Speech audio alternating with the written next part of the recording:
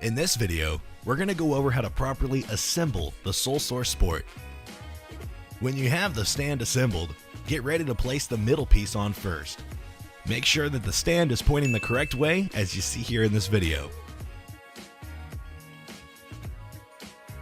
After the first reflector panel's on, go ahead and grab the side panels.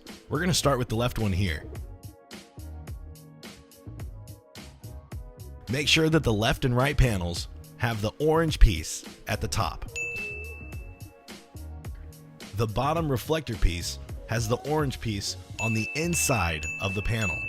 This will attach to the left and the right panel to ensure a sturdy connection. Make sure each peg fits firmly inside of each hole on the SolSource. Next, take the metal stovetop and fit it into the grooves of the hooks on the middle piece. Lastly, click the strap around the base of the SolSource stand and tighten it to hold it in the right position. That's all there is to it. Let us know if you have any questions in the comments below.